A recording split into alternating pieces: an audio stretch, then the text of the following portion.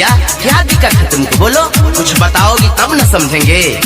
अरे क्या बताइए दरोगा जी, बुटेलिया हमार बरसों के जोगावल चीज जियान को दिलवाए दरोगा जी, एगो रिपोर्ट लिख दे। क्या है आपका रिपोर्ट लिखवाइए। लिखिए दरोगा बाबू हमारो रिपोर्ट,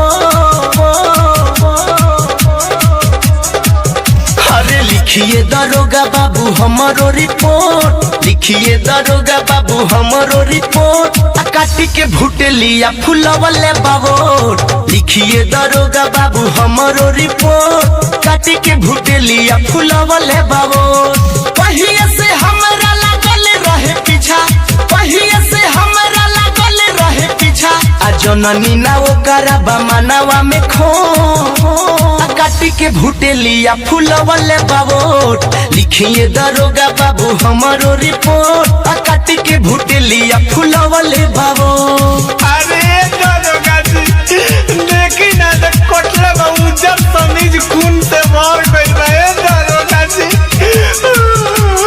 अच्छा चुप रहिए। ए हवलदार जाओ तो हैंडी प्लस लेके आओ उनको। ठीक है साहब, हम लेके अभी आते हैं।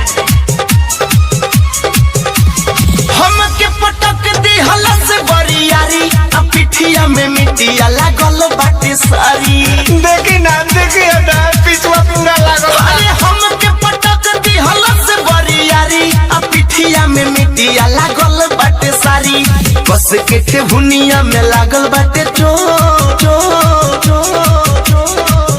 अरे कस के ठेहुनिया में लागल बाटे चोट, काटी के भुटेलिया फुलवले बाबोट। लिखिए दरोगा बाबू हमारो रिपोर्ट, काटी के भुटेलिया फुलवले बाबोट।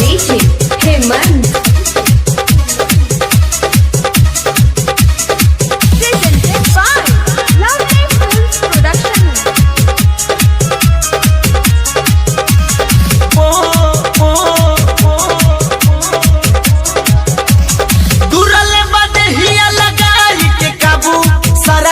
देखले बड़े धामू बाबू।